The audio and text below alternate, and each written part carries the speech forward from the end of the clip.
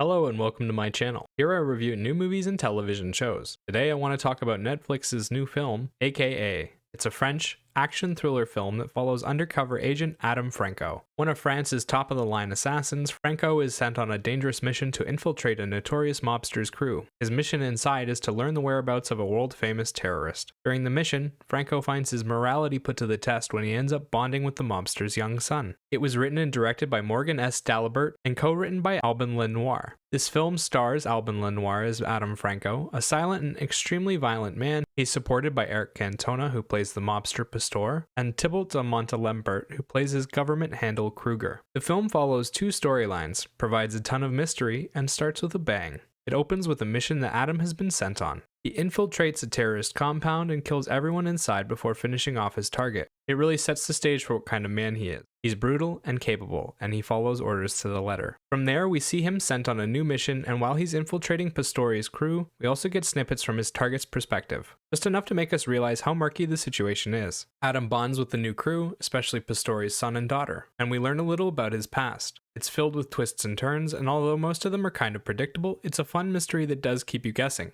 It's filled with heavy emotions, dark scenes, and a lot of nuance. The film has a lot of characters and doesn't always have the time to flesh everyone out, but it does a good job of humanizing all sides of this conflict, and by doing so, it really adds to the gravity of the situation. Adam Franco is an exceptional character and makes a huge impact in this film. He's a strong silent type that turns into a beast in combat. He hunts his opponents down without mercy and shows off his large versatility with weapons and highly competent marksmanship. At the same time, we see a vulnerable side to him in Alban Lenoir, who plays him, manages to get across all of these emotions without much dialogue. We see him raging out in his car or taking extra care with the children he interacts with. It's his body language and expressions that end up telling most of his story. He's also highly imposing, being larger than most of the men he fights in the film. He looks like a giant beating up children at one point, and it's kind of hilarious and terrifying at the same time. The one thing the story lacks is a strong villain. It never focuses on the antagonists for very long, and when it does, it intentionally gives us snippets in order to keep the mystery alive. We never find out their motivations or all that much about their personalities. The only saving grace is that the film is more about Adam and his relationships than the conflict. Cast-wise, the film has a lot of actors, and in general they're doing a good job. No one outside of Adam gets enough time to really flesh out their characters, but no one's out of place. There are lots of big emotions and a few standout moments, but they're spread fairly evenly across the cast.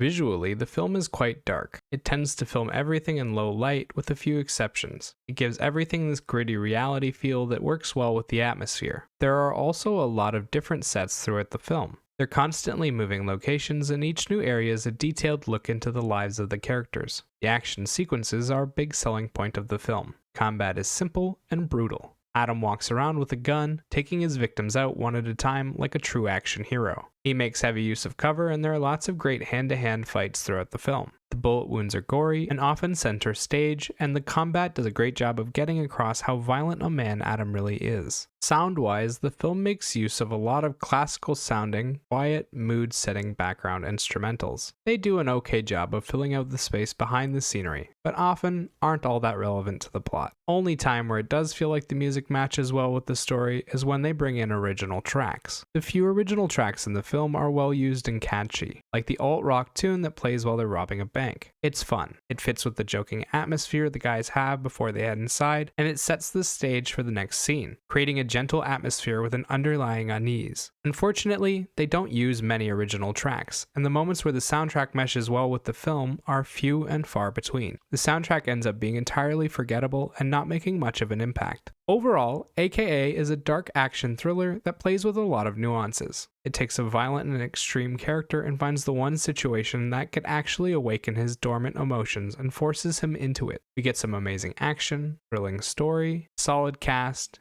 and good visuals. It isn't taking any huge risks or doing anything experimental, especially in terms of the story, but it is a solid film. I really liked Adam as a character, and the action was superb. 7 out of 10. And remember, those are just my thoughts on the film. Let me know what you think in the comments section down below. Bye-bye.